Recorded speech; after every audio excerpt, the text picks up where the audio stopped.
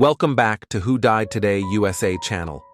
In the past few days, we have received somber news about the passing of extraordinary talents. Today's episode is dedicated to honoring their memory. Additionally, we will recap the stars we have recently lost. Before we begin, we kindly ask for your support. If this video or the legacies of these remarkable individuals have touched your life, please consider giving this video a thumbs up as a sign of respect and remembrance. Thank you. Long before Frederick Forsyth became a household name, he was a boy in Kent, England, looking up at fighter planes streaking across the wartime sky. That moment, etched in memory, would later shape both the man and the stories he would tell.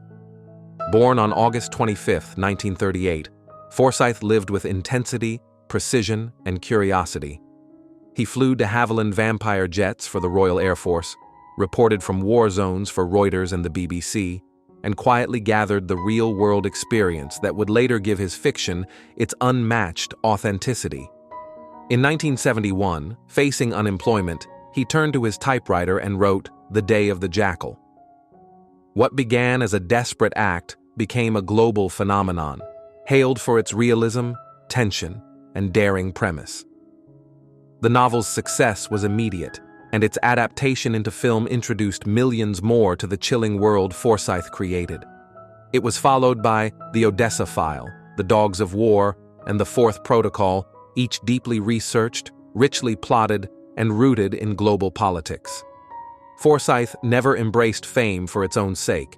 Even after his novels topped bestseller lists and inspired film and television adaptations, he remained private, disciplined, and fiercely committed to truth in storytelling. He wrote by typewriter, stayed clear of modern distractions, and insisted on accuracy over flair. His background as a journalist, and later revelations of his work with British intelligence, only deepened the mystique.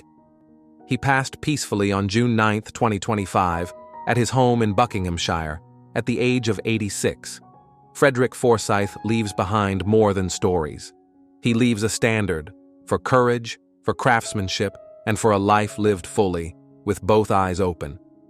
His legacy is written not just in ink, but in the minds he sharpened and the truths he unearthed.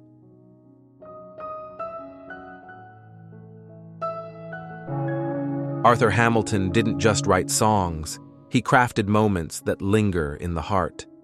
Born in Seattle on October 22, 1926, and raised in Hollywood, his life was surrounded by melodies from the start.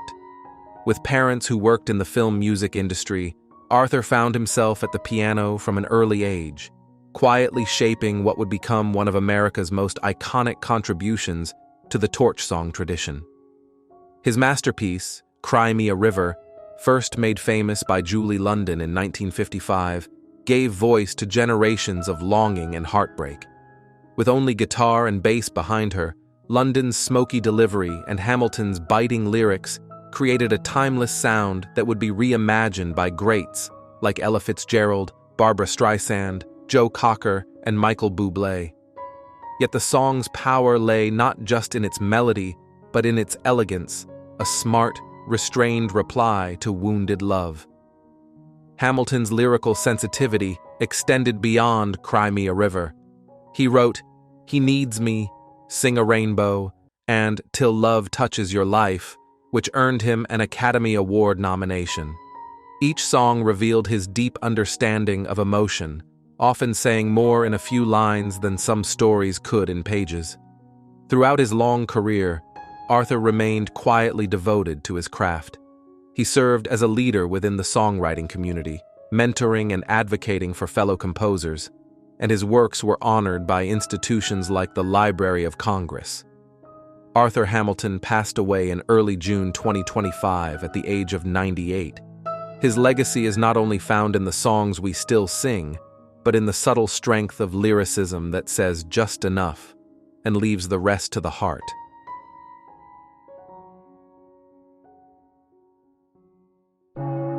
Breaking news. Today, we take a heartfelt journey into the life of one of America's most iconic voices and visionary talents.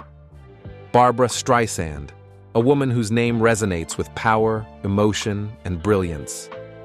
From her early struggles in Brooklyn to standing at the pinnacle of Hollywood, Streisand has not only mesmerized audiences with her unmatched voice, but also broken barriers in film, music, and gender equity. But how has she managed to stay strong through decades of adversity, health challenges, and personal reinvention? Share your reflections in the comments as we honor her story of resilience, artistry, and courage. Born on April 24, 1942, in Brooklyn, New York, Barbara Joan Streisand grew up in modest circumstances, raised by her mother after losing her father at only 15 months old. Her path to stardom was anything but conventional. Labeled as unmarketable due to her non-traditional looks and distinctive Brooklyn accent, she was advised to change her name, her nose, even her personality. But Barbara refused to conform. Instead, she leaned into her identity, turning perceived flaws into defining traits, and in doing so, redefined what it meant to be a star. Her big break came in the early 1960s with a record deal and a performance on The Tonight Show that stunned America. Her debut album, released in 1963, won 2 Grammy Awards, including Album of the Year. With a voice that could move mountains and lyrics delivered like poetry, she became a phenomenon almost overnight. Who could forget the raw vulnerability she brought to songs like People or the soaring power of Evergreen? But Streisand was never content to be just a singer. Her eyes turned to Broadway and film, where she made her stunning debut in the 1968 film adaptation of Funny Girl. Her portrayal of Fanny Brice earned her the Academy Award for Best Actress, and she was just getting started. With unforgettable performances in The Way We Were, Yentl, and A Star is Born, Barbara captivated hearts worldwide, and behind the scenes, she was breaking ground as a director and producer, territories dominated by men. Despite her success, the road was not smooth. Streisand was often met with resistance for her desire to direct. When she released Yentl in 1983, she became the first woman to win a Golden Globe for Best Director. But the Academy failed to even nominate her for Best Director, triggering backlash and exposing the industry's gender biases. Still, Barbara pushed forward. She proved time and again that a woman could command the camera just as powerfully as any man. Her courage inspired a new generation of female filmmakers. But her greatest battles were not just professional. Behind the glittering curtain was a woman deeply private and sensitive, who battled self-doubt and fear of public performance. A traumatic experience in Central Park in 1967, where she forgot the lyrics during a concert, led to decades of stage fright. For nearly 30 years, she avoided live performances. Can you imagine someone with such a powerful voice being afraid to use it in public? Her silence, however, was not defeat.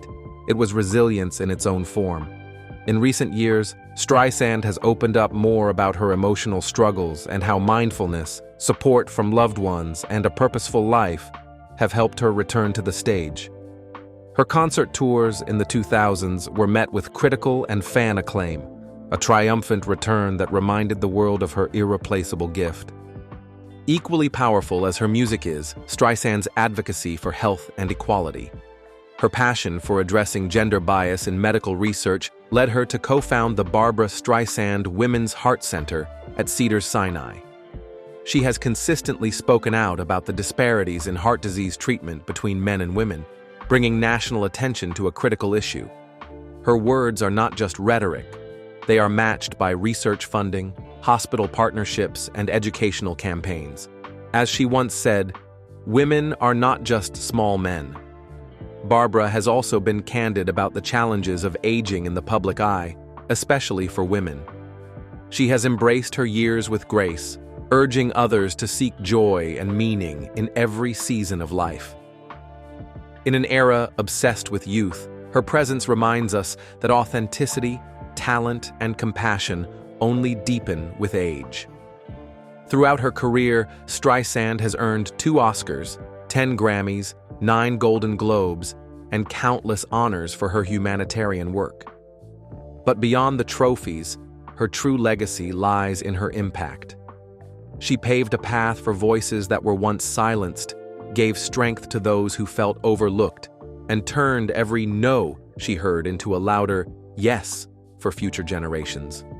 Of course, no journey is without missteps. In 2019, she faced backlash for remarks about Michael Jackson that were widely criticized. She apologized swiftly, showing her willingness to listen, grow, and make amends. For someone whose career has spanned over 6 decades, her capacity to evolve is perhaps her most admirable quality. Today, Barbra Streisand continues to inspire, not just through her timeless music or groundbreaking films, but through the way she lives with purpose. Her recent memoir, My Name is Barbara, peels back the layers of fame to reveal a woman of courage, humor, vulnerability, and wisdom. Fans and critics alike have called it one of the most honest celebrity memoirs in years. So what can we learn from Barbra Streisand's extraordinary life? That resilience is not the absence of fear, but the act of moving forward in spite of it. That beauty comes in many forms, that your voice matters, even when it shakes, and that standing tall in your truth is the greatest performance of all. What is your favorite Barbra Streisand moment? A song, a scene, a speech? Tell us in the comments below, and if her story has moved you, please like this video and subscribe for more inspiring journeys through the lives of legends who shaped our world. Thank you for celebrating Barbra Streisand with us, a woman whose heart, voice, and vision have changed history.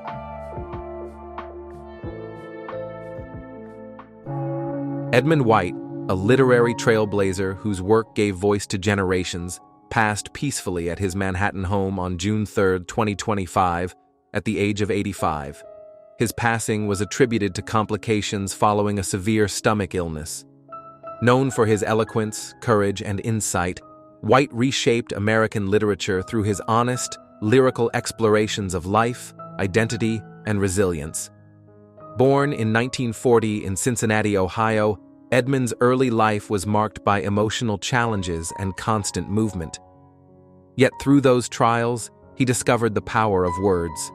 Over 5 decades, he authored more than 30 works of fiction and nonfiction, including the acclaimed trilogy beginning with A Boy's Own Story. His writing was both personal and universal, chronicling the joys and heartbreaks of a changing world with depth and compassion. White's voice emerged at a time when few dared to speak openly. As a founding member of the Violet Quill and co-founder of the Gay Men's Health Crisis, he not only wrote about transformation, he lived it. He survived personal loss, 2 strokes, and a heart attack, continuing to write well into his 80s. His recent works, like A Previous Life, show the same spirit of curiosity and courage that defined his entire career. He taught at Princeton, mentored countless young writers, and remained an enduring figure in American letters. Though he faced adversity, Edmund White met life with unflinching honesty, intellectual brilliance, and an open heart. He is survived by his husband, Michael Carroll, and his sister, Margaret Ann. Edmund's words remain with us, an enduring legacy of love, laughter, and truth. Through his stories, generations will remember a man who gave everything to his craft and his community.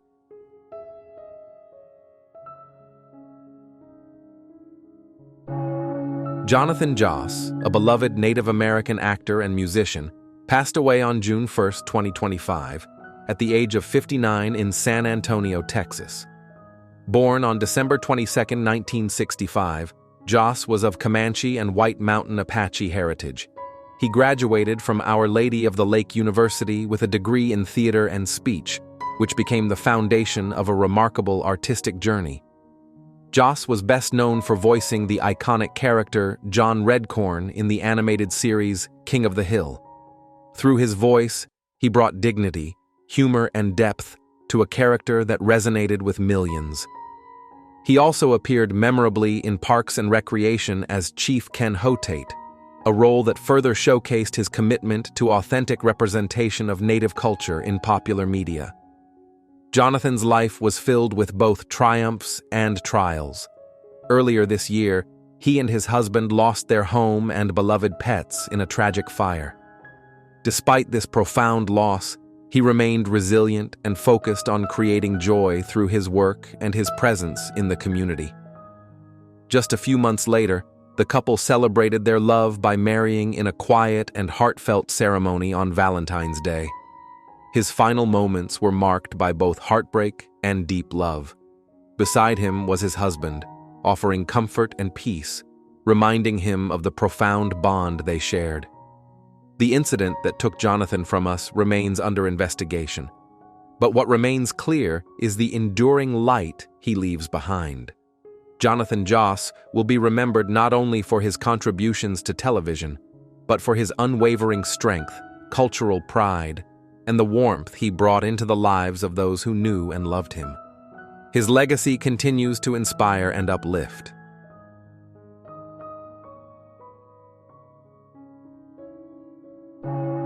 Kenneth Edward Bailey, known to the world as Young Scooter, was a steadfast voice in Atlanta's vibrant hip-hop scene.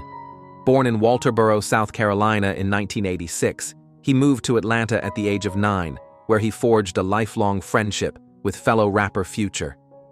Their bond would later blossom into musical collaborations that resonated deeply within the community. Scooter's rise began in earnest with his 2013 mixtape, Street Lottery, featuring the breakout single, Columbia. His raw, freestyle delivery and unfiltered narratives about street life earned him a dedicated following. Over the years, he collaborated with prominent artists like Gucci Mane, Young Thug, and Juice WRLD, contributing to tracks that became anthems for many. Beyond his music, Scooter was a mentor and advocate for Atlanta's youth.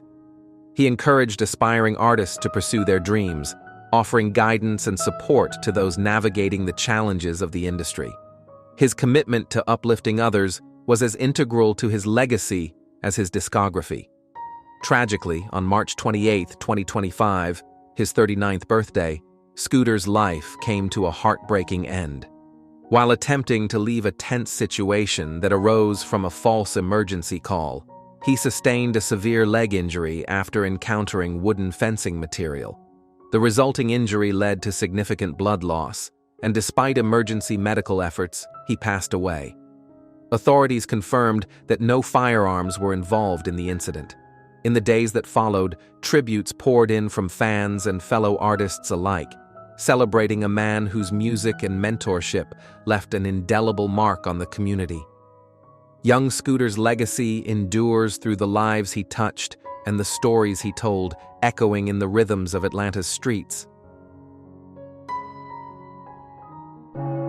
Jesse Colin Young, a voice that helped define a generation, passed away peacefully at his home in Aiken, South Carolina, on March 16, 2025, at the age of 83. His wife, Connie Young, confirmed his passing, marking the end of a remarkable life in music and activism. Jesse's voice first rose to prominence as the lead singer of the Youngbloods, whose timeless anthem, Get Together, became a beacon of unity during the 1960s. Though he didn't write the song, his soulful, stirring delivery immortalized its message of peace and brotherhood. It would go on to become one of the most cherished songs of its era, capturing a spirit of hope amid turbulent times.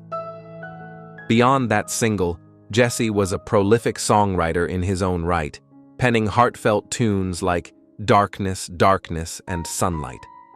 After the Youngbloods disbanded in 1972, Jesse launched a successful solo career with critically praised albums like Song for Julie and Songbird, blending folk, rock, blues, and jazz into a style uniquely his own. His lyrics often reflected a deep connection to nature and a passionate commitment to social and environmental causes. In the 2010s, Jesse faced significant health challenges after being diagnosed with Lyme disease. The journey toward recovery was long and difficult, but it led to a renewed sense of purpose and creativity. Encouraged by his son and inspired by a new generation of musicians, he returned to performing and recording, culminating in the album Dreamers and his podcast theme, Tripping on My Roots. Jesse Colin Young leaves behind a legacy not only of musical innovation, but of kindness, resilience, and a lifelong dedication to harmony, both musical and human. His message continues to echo. Come on, people now, smile on your brother. Lulu Roman, a beloved figure in American television and gospel music, passed away on April 23, 2025, at the age of 78. Best known for her unforgettable role on the long-running variety show Hee Haw, Lulu brought joy, laughter, and a powerful voice to audiences for over 2 decades. Born Bertha Louise Habel in Dallas, Texas, Lulu's early life was marked by hardship. Raised in an orphanage and facing challenges with her health and body image, she discovered early on that humor could be a bridge between pain and connection. That sharp wit, coupled with an unmistakable warmth, would eventually become her hallmark on national television. From 1969 to 1993, Lulu starred on Hee Haw, quickly becoming a fan favorite. Her comedic timing, infectious personality, and later, her stirring gospel performances left a lasting impact on countless viewers. Despite personal struggles, including battles with addiction and a hiatus from the show, Lulu emerged with a renewed spirit. Her faith became a cornerstone of her life, guiding her to a successful career in Southern gospel music, where she recorded numerous albums and won a Dove Award in 1985. Lulu's journey wasn't without sorrow.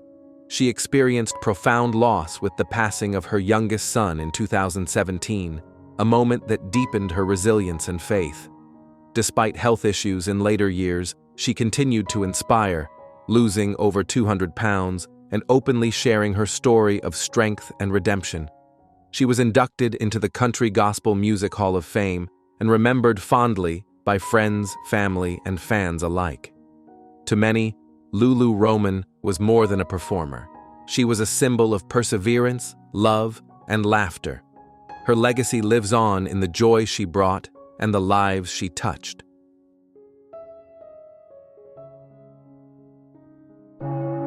Priscilla Pointer, a luminous presence on both stage and screen, passed away peacefully at the age of 100 on April 28, 2025. Her passing marks the close of a remarkable century-long journey defined by grace, talent, and an enduring devotion to the craft of storytelling. Born in New York in May 1924 to artist parents, Priscilla's early life was steeped in creativity. Her journey as a performer began in theater, with standout roles in touring productions like A Streetcar Named Desire and The Country Wife. Her elegance and strength translated effortlessly to television and film, where she built a beloved career that spanned more than 5 decades. She captured the hearts of millions through memorable roles in Dallas, The Rockford Files, and as Sue Snell's mother in the 1976 classic Carrie, acting alongside her daughter, Amy Irving. Priscilla's presence brought warmth and depth to every scene, often portraying mothers with striking authenticity. Diane Keaton's in Looking for Mr. Goodbar, Kyle MacLachlan's in Blue Velvet, and Sean Penn's in The Falcon and the Snowman. Priscilla's professional journey was deeply entwined with her family. She shared the screen and the stage with her children and collaborated on films directed by her son David. Her partnership with husband Jules Irving was both romantic and creative, as together they co-founded the San Francisco Actors Workshop, enriching American theater. Her passing, from natural causes, leaves behind a legacy not only of unforgettable roles, but of a life lived with quiet strength and enduring artistry. Priscilla Pointer will be remembered as a matriarch of American performing arts, a radiant spirit whose impact will continue to echo through generations of viewers and artists alike. Jean Allison, a veteran actress widely recognized on American television for over 3 decades, passed away on February 28, 2024, in Rancho Palos Verdes, California, at the age of 94. Born on October 24, 1929, in Tarrytown, New York, she began her acting career on stage. Her path to the screen started when she was discovered during a performance of Teach Me How to Cry. This led to her television debut in General Electric Theater in 1957, marking the beginning of a prolific career where she became a familiar face on countless popular TV shows. Jean Allison appeared in a wide range of hit series such as Bonanza, Gunsmoke, Perry Mason, Charlie's Angels, The Waltons, Starsky and Hutch, Saint Elsewhere, Emergency, and Highway to Heaven. Her talent for portraying emotionally rich and memorable supporting characters earned her a lasting place in the hearts of viewers, even when appearing in just a few episodes. In addition to her television work, she held notable roles in films including Edge of Fury, 1958, The Devil's Partner, 1960, The Steagle, 1971, Bad Company, 1972, and Hardcore, 1979. In her personal life, Jean Allison experienced 3 marriages, including a deep bond with Phil Torvald, her partner until his passing in 1994. Later in life, she reunited with cinematographer Jack Coofer, whom she had first met while filming Edge of Fury, and shared a close companionship with him until his death. Jean Allison is survived by her 3 children, Aaron, Sven, and Tina. She leaves behind a meaningful artistic legacy as a quietly powerful presence on American television, an actress who helped shape the golden age of classic TV through heartfelt and nuanced performances.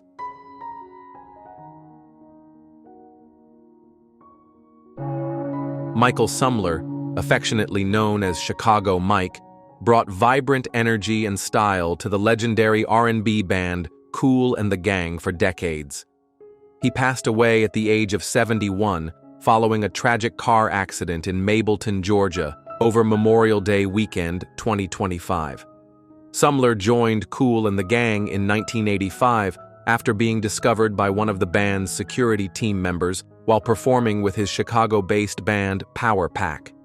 Initially introduced as a stylist and choreographer, his infectious charisma and undeniable stage presence quickly earned him a place on stage, first as a hype man and later as a backup vocalist. He became a beloved figure to both the band and fans, energizing audiences with his signature dance moves and radiant spirit during performances across the globe. From 2004 to 2015, Sumler worked closely with the band, not only performing, but also ensuring their stage presence was sharp and unforgettable.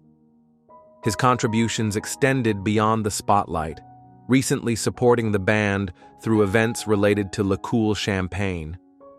Always full of life, he was remembered by colleagues as someone who left an indelible mark on everyone he encountered. At the time of his passing, Sumler had just performed with the group Con Funk Shun, making his final moments ones of music and connection.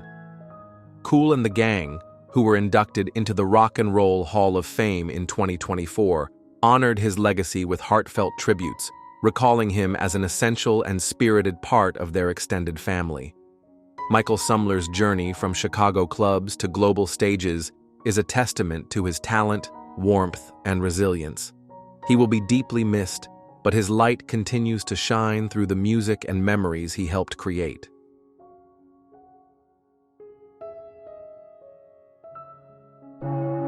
Jason Constantine, co-president of Lionsgate's Motion Picture Group, passed away at the age of 55 after a long, courageous battle with cancer. A California native and lifelong lover of cinema, Constantine's career began more than 25 years ago at Trimark Pictures, before evolving into a remarkable tenure at Lionsgate. Known for his bold, creative instincts and tireless dedication, he became one of the studio's most influential figures. His legacy includes shepherding some of Lionsgate's most iconic franchises, including John Wick and Saw, both of which grew into billion-dollar global successes under his guidance. Constantine's vision extended far beyond commercial hits. He was a key force behind critically acclaimed films such as Crash, which won Best Picture, and Precious, which earned 2 Academy Awards. His work also brought to life titles like Knives Out, Kick-Ass, The Expendables, The Hitman's Bodyguard, and Dear White People, reflecting his belief that powerful storytelling could emerge from anywhere. Respected across the industry for his collaborative spirit and sharp eye for talent, Constantine was not just a skilled executive, but also a deeply passionate filmmaker. A graduate of Princeton University and Loyola Marymount's film program, he wrote and directed short films early in his career and was awarded by the Producers Guild of America for his student work. Jason Constantine is survived by his beloved wife Kristen and their 3 sons, Lucas, Nicholas, and Xander. His influence on cinema will resonate for generations, not only through the films he championed, but through the lives he touched and the bold storytelling values he upheld. Nigel McCrae, the gifted mind behind beloved British television dramas Silent Witness and New Tricks, was a storyteller whose journey from the front lines of law enforcement to the heart of primetime television was nothing short of remarkable. Born in 1953, McCrae served with the Nottinghamshire Constabulary, where he worked closely with the murder squad. It was in those early, challenging years that he cultivated a fascination with forensic science and the human stories behind every case. That real-world experience became the soul of Silent Witness, a drama that has captivated audiences for nearly 3 decades. His ability to blend intricate plot lines with profound emotional depth gave viewers more than entertainment. It gave them connection. McCrae's characters weren't just investigators. They were people navigating grief, justice, and the resilience of the human spirit. His path was not without hardship. A serious back injury forced him to leave the police force. Battling dyslexia since childhood, he faced the world of writing with determination and heart, proving that creativity and willpower could overcome any challenge.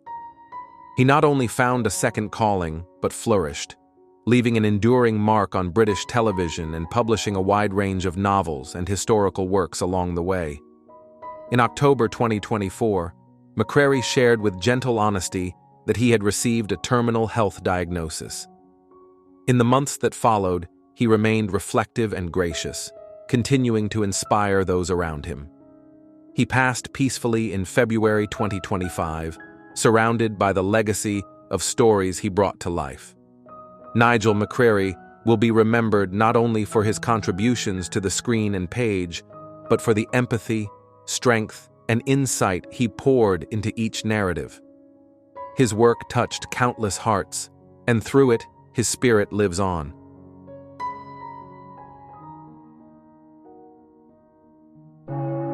Peter Basano, born in 1945, was a distinguished British trombonist, conductor, and educator whose career spanned over 5 decades. His passion for music was ignited as a child watching the coronation of Queen Elizabeth II, and deepened further when he first heard the rich, brassy sound of the Salvation Army bands marching by. From those early moments, a lifelong dedication to music was born. A graduate of the Royal College of Music, Basano went on to perform with the Philharmonia Orchestra and many other prestigious ensembles. He became a familiar figure in both classical and popular music circles. Among his many remarkable experiences, he contributed his trombone and voice to the legendary 1968 Beatles recording Hey Jude, an experience he later described as unexpectedly joyful and rewarding. Peter Basano's musical contributions extended far beyond performance. As head of brass at the Royal College of Music for over a decade, he shaped the next generation of brass musicians with both knowledge and compassion. He was known not only for his technical brilliance, but also for his commitment to historical authenticity and the revival of early music traditions. His performances with period ensembles brought forgotten sounds back to life, enriching audiences and scholars alike. Basano faced life's challenges with dignity and perseverance. In later years, he and his wife Catherine experienced financial hardships, but these difficulties never overshadowed the grace and generosity he brought to his work and family. He passed peacefully on February 1st, 2025, at the age of 79. A commemorative concert has been planned to mark what would have been his 80th birthday. a fitting tribute to a man whose life was a symphony of resilience, artistry, and devotion to music. His legacy will continue to echo through the countless students, colleagues, and listeners he touched.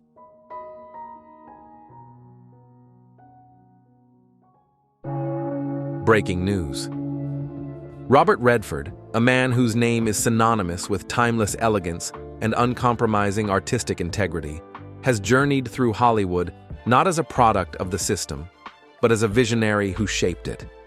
With a career that spans more than 6 decades, Redford's story is not merely one of cinematic achievement, but also of personal resilience, health struggles, and a deep commitment to authenticity. What does Robert Redford mean to you? On a scale of 0 to 10, how would you rate his impact on film and culture? Share your thoughts in the comments below. Born on August 18, 1936, in Santa Monica, California, Charles Robert Redford Jr. grew up in a working-class household, his early years marked by hardship and loss. His father was a milkman who later worked as an accountant, and his mother, Martha, was a pillar of emotional strength. But Redford faced personal turmoil early in life, including the devastating loss of his son Scott to sudden infant death syndrome. It was a trauma that left a permanent mark on his soul. Despite these hardships, Redford found solace in creativity and nature. After being expelled from the University of Colorado due to poor academic performance and heavy drinking, he moved to Europe to study art, then returned to New York to pursue acting at the American Academy of Dramatic Arts. It was on the stage where he began to gain attention, and soon Hollywood took notice.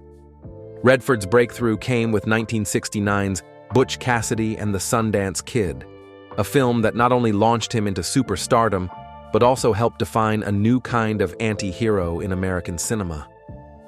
His chemistry with Paul Newman was electric, and the role of Sundance Kid gave Redford a foundation on which he would build one of the most respected careers in film history. Who could forget the charm and wit he brought to The Sting, or the principled intensity of All the President's Men, where he portrayed journalist Bob Woodward? But Redford was never satisfied being just a leading man. He yearned for deeper creative control, and in 1980, he stepped behind the camera to direct Ordinary People. The film won 4 Academy Awards, including Best Picture and Best Director for Redford. It was a stunning debut that signaled his arrival not just as a star, but as a serious filmmaker with a voice worth listening to. Even as he flourished creatively, Redford faced his share of struggles. He often battled the Hollywood system, which was reluctant to embrace his desire for artistic independence. He faced resistance when he promoted new voices and unconventional stories, but he never relented. Instead, he created his own space, the Sundance Institute, founded in 1981, and the Sundance Film Festival, which has since become the premier platform for independent cinema. Redford's health, like his career, has had its challenges. Though he remained private about specifics, it has been reported that he was diagnosed with a form of lymphoma and has also dealt with other age-related conditions. These challenges, compounded by the emotional weight of losing his adult son James in 2020 to cancer, have led him to scale back his public engagements. Yet, even in retreat, Redford has not vanished.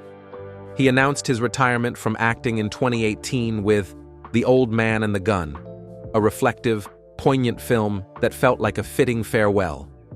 But behind the scenes, he continues to support new filmmakers, environmental causes, and civic activism.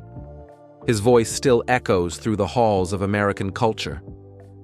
In a time when Hollywood often rewards flash over substance, Redford remains a symbol of integrity. He has always chosen his roles carefully, often portraying men of conscience and complexity. Whether as a Watergate-era journalist, a solitary mountain man in Jeremiah Johnson, or a quiet hero in All Is Lost, Redford brought depth to each performance, reminding us that strength is not always loud. He has also never shied away from political and environmental advocacy.